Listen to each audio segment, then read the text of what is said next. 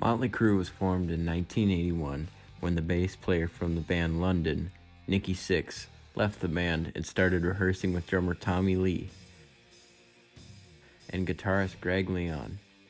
While they practiced for a while, Leon decided to quit and move on. Sixx and Lee were left looking for new members for this band. Eventually, they found an ad in the recycler: loud, rude, and aggressive guitar player. Tommy and Nikki made the call. After Mick's successful audition, he was hired. All that was left was to find a singer. Tommy remembered an old friend from high school, Vince Neil.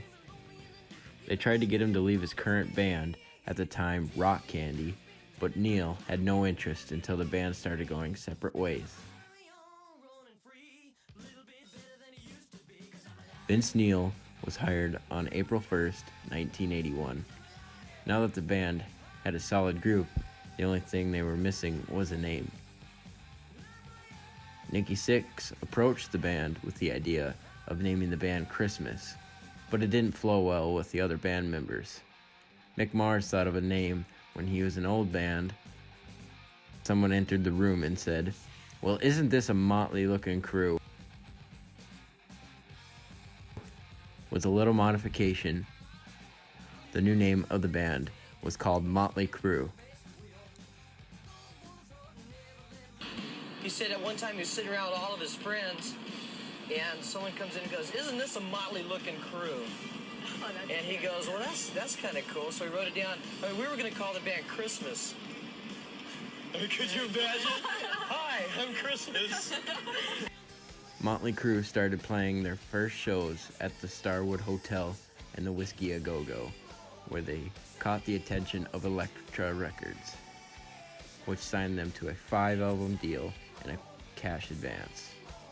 They were with Elektra Records until 1997, where they started their own record company again, Motley Records.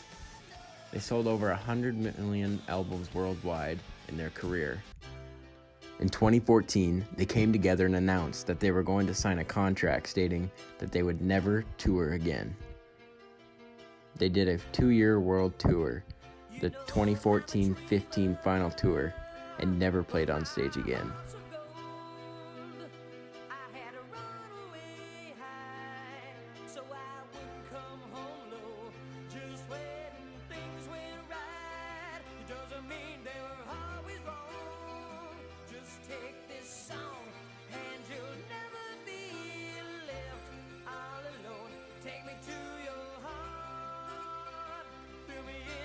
But that's not the end. They knew that they needed to come back on stage.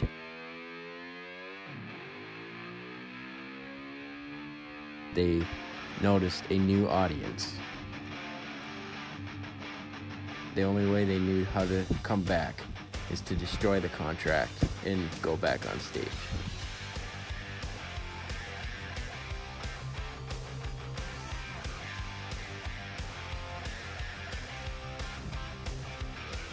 They announced that they will do a stadium tour in the summer of 2020 with Poison, Def Leppard, and Joan Jett and the Blackhearts.